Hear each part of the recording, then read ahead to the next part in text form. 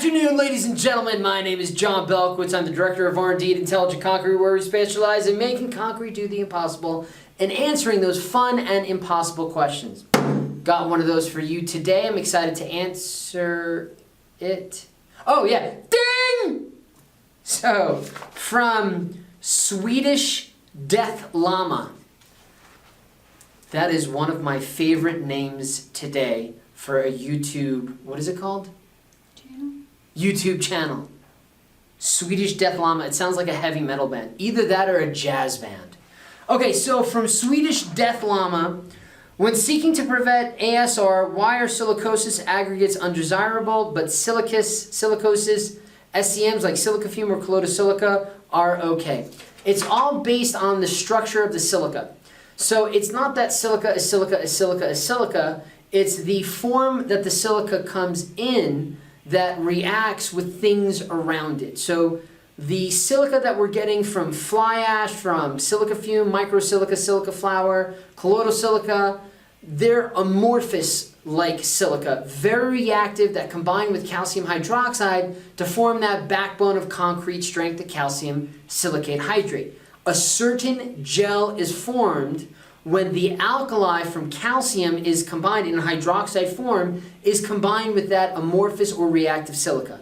So a gel is formed. Now when we look at the silicous, and I can't say it, the silicate or silica-based minerals or aggregates, I can't say the silicosis. How do you say it? Siliceous, silicosis, I can't say it. The silica plus the E-O-U-S at the end of it, it's very hard for me to say. But that's normally like a tetrahedral type of silica, and when it's in the presence of alkalis like calcium hydroxide, more so the sodium, potassium, and sometimes the calcium, it too forms a gel, but it's a different type of gel. It's less stable than the calcium silicate hydrate, it's more unstable, and when I say unstable, that gel that forms is a very expansive gel.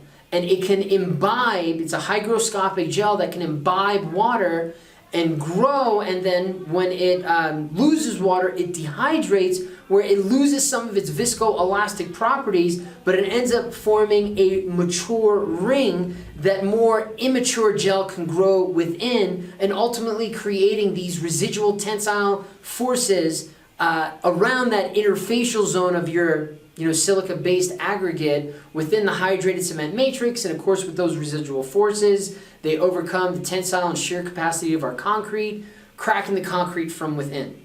So again, both the amorphous silica and the tetrahedral silica, both the silica from the SCMs as well as the silica from the aggregate, form a gel. One is a stable gel, the calcium silicate hydrate. The other is the alkali silica reactive gel that is unstable, that will expand within the presence of water and more alkalis. This thing is just free to be you and me, going to gain strength, grow where permitted, and is not going to expand to cause those residual stresses to break down concrete. It's the backbone of concrete strength. This is like the STD of concrete. So, yeah.